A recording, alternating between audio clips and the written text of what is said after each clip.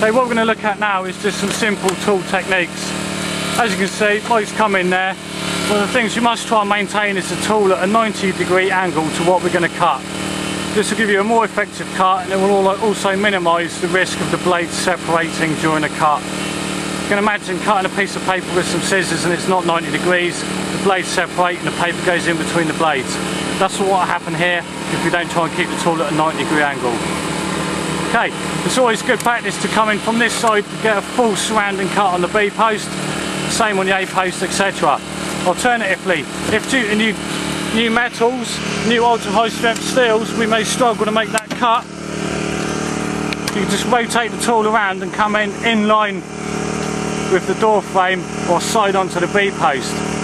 Just changing this angle on your cut may actually enable you to make the cut just from purely this different angle.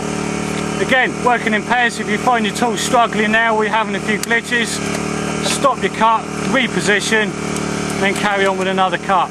Just moving the tool that few inches up and down on one of the posts may make the difference as to whether or not you'll make the cut. There could be 0.9mm of a difference between the thickness of the steel and that B post, which will enable us to make the cut. Alternatively, it has been found that if your tool is struggling or is moving in and out of the vehicle too much, just rotating the tool 180 degrees may actually eliminate that tool moving inside the vehicle and the casualty too much, just simply by changing the orientation of the blades.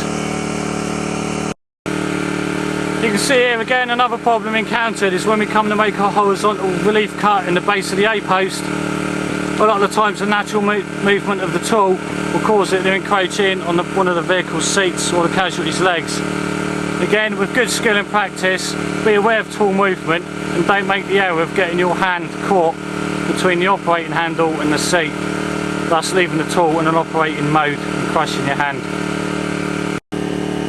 Again, another problem is found obviously when we come to cut some hinges.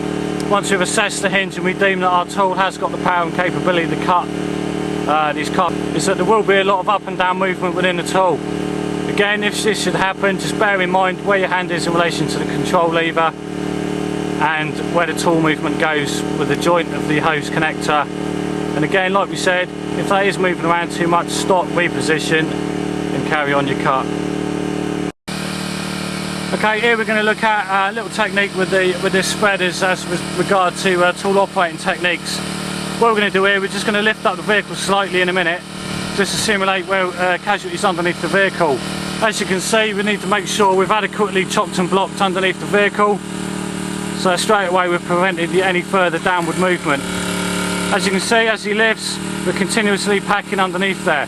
But one of the main issues with using the dedicated spreaders and rams alike is not just lifting the vehicle, but if we're doing any dash lifts, dash rolls, seat relocations, etc., make sure we're always aware of the orientation of the control handle, because what you don't want is to be lifting the vehicle up, having to stop for a period of time for the medics to carry out any trauma care on the casualty, and then they want you to increase the lift and you turn that control lever the wrong way, dropping the car down on them, like so. So always bear in mind that you're fully aware of which way your tool opens and closes.